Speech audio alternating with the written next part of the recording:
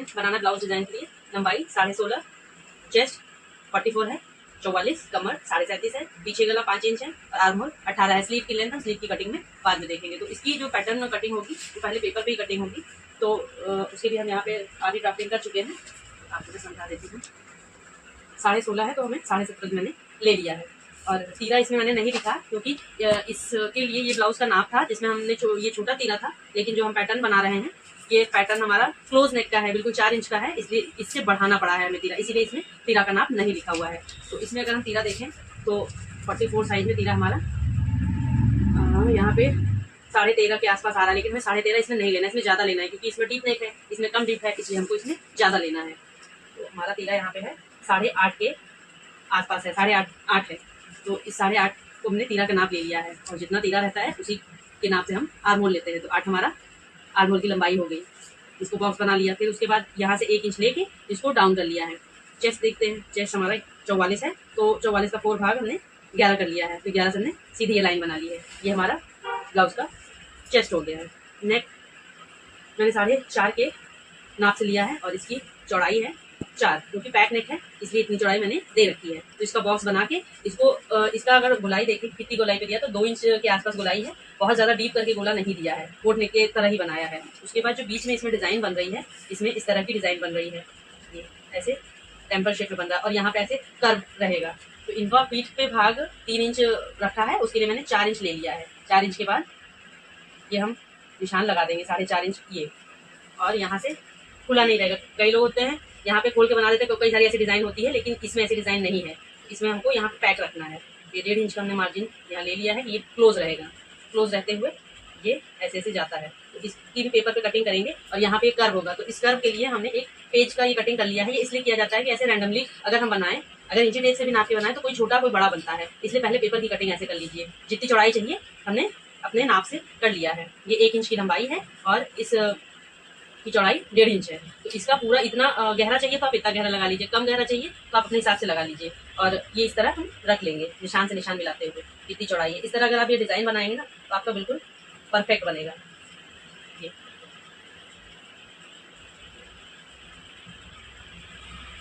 छोटा बड़ा नहीं होता इसकी वजह से।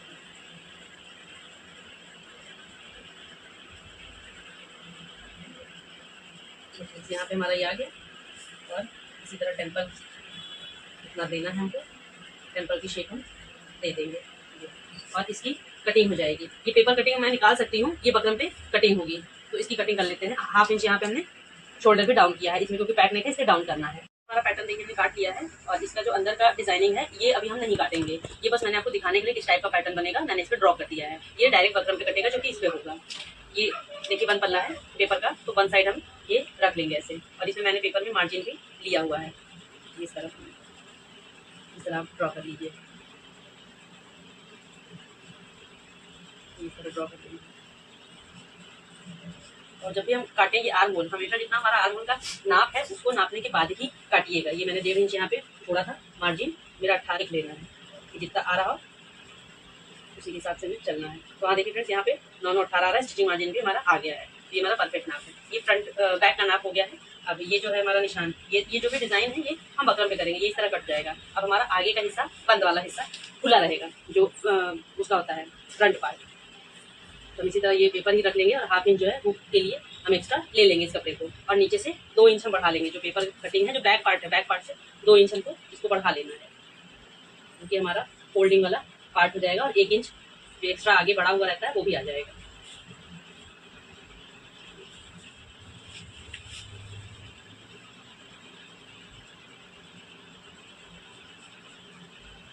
ये आगे में इतना गला नहीं रहेगा, इसमें और बड़ा रहेगा, तो इसको हम बड़ा कर लेंगे, जितना बड़ा चाहिए उतना हम कर लेंगे। पहले हम ऐसे ही नाप कर पीछे का पल्ला एज इट इज उतार देंगे। ये जितना हमारा बैक का था और ये 2 इंच एक्स्ट्रा, ये 2 इंच एक्स्ट्रा फ्रेंड्स ऐसे कर लेंगे।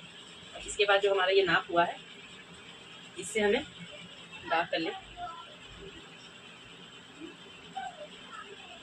1/2 इंच अंदर में लेके ये आर्म होल का नाप ले लेते हैं। ये और नेक हमारा 7 इंच रहेगा, तो 7 इंच पे नेक हम बना लेंगे।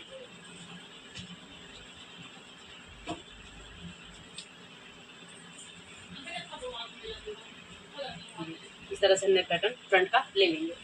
मैंने बैक पार्ट भी काट लिया है और बैक पार्ट पे जो डिज़ाइन होगी वो भी मैंने काट लिया है, ज्वाइंट कर लिया है दूसरे कपड़े पे। और इसमें मैंने बैक पे जो डिज़ाइन बनानी है वो भी बुकरम पे रेडी कर लिया है। तो सबसे पहले नीचे हम लोग जोड़ेंगे अस्तर और मेन फैब्रिक को नीचे, उसके बाद पूरे चारों तरफ जोड़ेंगे और बीच में एक सिलाई दे देंगे जिससे कपड़ा इधर उधर ना हो। और ऐसे ही जो हमने डिज़ाइन बनाया था उसको भी सेंटर देते हुए जितना ऊपर से छोड़ना है नेक उतना छोड़ के जहाँ पे प्लेसमेंट हमें चाहिए डिज़ाइन की वहाँ पे प्लेसमेंट दे के हमें बीच सेंटर में सिलाई दे देनी है ताकि कपड़ा इधर उधर ना हो। और ऐसे ही हमें फ्रंट पार्ट भी रेडी कर लेना है। तो ये 10वां भाग हमारा चेस्ट का रहता है, उसको लेकर प्लस आधा इंच इसमें सिलाई मार्जिन भी है फ्रंट पे, तो वो देखकर हमें सेंटर का टक्स वाला निशान लगा देना है। और हमें चारों निशान ऐसे ही लगा देने जैसे 4 टक्स ब्लाउज़ में होते हैं, आर्म होल पे और साइड में हर जगह पे। करने के बाद हमने नीचे 1.5 इंच की वो मोड़ना है, 1.5 इंच आगे फ्रंट पे हमें मोड़ना है। और ये सारा चीज़ रेडी करने के बाद उसके बाद हमें नेक वेक पे पूरा लगा लेना है। इनका जितना बस्ट पॉइंट होता है इस बस्ट पॉइंट से 1-1.5 इंच आप नीचे लगाइए फ्रंट वाला डार्ट, तो आपका फिटिंग सही आता है। अब ये बैक पार्ट अगर देखें तो बैक पार्ट में मैंने जो डिज़ाइन दिया है ये ओपन है, 20 सेंटर सिलाई दिया है और ये अगल बगल ओपन है। तो इसको पूरा इस तरह स्टिच करना है जहाँ जहाँ डिज़ाइंस गई है, और उसके बाद बीच का कपड़ा इसमें कट करके पलट देना है। देखिए पीछे का पार्ट हमने डिज़ाइन बना लिया है और इसको पलट लिया है। ये यहाँ पे हमने टक्स भी लगा दिया है और जितना हमको नेक चाहिए उतना मैंने नेक रख लिया है। अब इसका सीधा लुक देख सकते हैं, ये इस तरह की डिज़ाइन आ रही है, इस तरह से आपका बनेगा। ये बैक पार्ट हमारा रेडी हो गया है। अब इसमें हमें पट्टी लगा लेनी है और इसको रेडी कर लेना है। और ऐसे ही हमने आगे का पार्ट भी रेडी कर रखा है, जैसे मैंने निशान बताया था उस हिसाब से निशान लगा के तैयार कर लिया है। तो देखिए फ्रेंड्स, इनका टक पॉइंट्स यहाँ पे 11 पे आ रहा है, तो मैंने 1.5 इंच नीचे मार्क करके ये लाइन लगा ली है। और ये हमारा 5 इंच यहाँ से है तो लगा लिया है। ये यहाँ से मेरा 3 इंच है, 3 इंच पे हमने फ्रंट का लगा लिया है। ये 3.5 है आर्म होल टक्स, और ये भी हमारा यहाँ से 5 इंच लेते हुए ये टक्स लगा दिया है। इसकी दूरी 2-2 इंच की रखी है। ये देखिए फ्रेंड्स, इसकी दूरी 2 इंच है, इसकी 2.5 इंच है। इस तरह से ये बना लेंगे, हम प्लेट्स रेडी कर लेंगे। और ये देखिए फ्रेंड्स, ये हमने ऐसे टक्स लगा के बना के रेडी कर लिया है। और इसका नेक जिस भी डिज़ाइन में आपको बनाना है आप नेक रेडी कर लीजिए। और उसके बाद यहाँ पे हम हुकाई की पट्टी दे देंगे दोनों साइड। ये हमने बैक गला लगा लिया है पट्टी, और इसमें छोटे छोटे कट्स भी लगा लिए हैं, यहाँ कट्स लगा लिए हैं। और इसको हम दाब सिलाई देके इस तरह फोल्ड कर लेंगे। ये हमने पट्टी को पलट लिया है, इस तरह देख सकते हैं। और सीधे से भी इसका फोटो अगर आपको दिखाऊँ तो ये सीधे से देखो, तो ये हमारा नेक पैटर्न रेडी हो गया है। ये इस तरह से नेक पैटर्न हमारा बनेगा। आप मैंने नीचे मोड़ कर सबसे पहले नीचे मोड़ दिया जाता है, फिर बैक पार्ट में जितने नीचे आपको लगाना है डिज़ाइन उतने नीचे पे ये लगा दीजिए कटिंग, तब उसके बाद ये बनाया है। और ये सब तो आपको पता ही है कितने इंच पे होता है। तो ये हमारा बैक पार्ट इस तरह रेडी हो गया है। और इधर हमने फ्रंट पार्ट भी इसी तरह कर लिया है। ये देखिए, ये निशान मैंने दिखाया था, और ये आई की पट्टी लगा दी है और इस पैनल पे हुक की पट्टी लगा दी है। सब कुछ रेडी कर दिया है। और कंधा भी देख सकते हैं जिस तरह जोड़ना चाहिए उस तरह जोड़ दिया है। अब इसको सिर्फ आपको मेजरमेंट करना है, आगे और पीछे के पल्ले को मेजर करके आपको यहाँ स्टिच देनी है इसमें और इसमें। तो इसमें क्या होता है कि जब हम इसमें निशान लगाते हैं तो इसमें ब्रॉड तो गला होता नहीं है, तो इसमें जितना आपका चेस्ट होता है उतना ही मार्क किया जाता है। जैसे मेरा 44 था तो 22 पे हमको लगा देना है। और यही अगर यहाँ से क्लोज नेक नहीं रहता, डीप रहता, तो ये थोड़ा सा कम हो जाता है क्योंकि ये फैलता है। इस बैक नेक में ये फैलेगा नहीं, तो जितना आपका चेस्ट है उतना ही आपको लेना है निशान। ये हो गया चेस्ट का। और नीचे कमर का मेरा एक साइड का 19 था, ये देखिए एक साइड का 19 था। तो ये इस तरह हम निशान लगा देंगे और यहाँ से ये निशान लगा देंगे और इसी पे स्टिच करेंगे। ऐसे ही ये निशान लगा देंगे आगे के पल्ले में।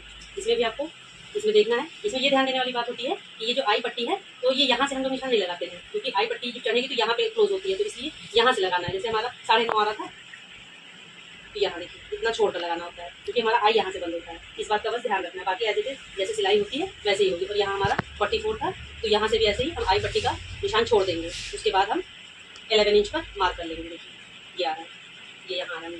जब ये मार्क हो जाएगा तो इसको आप सीधा कर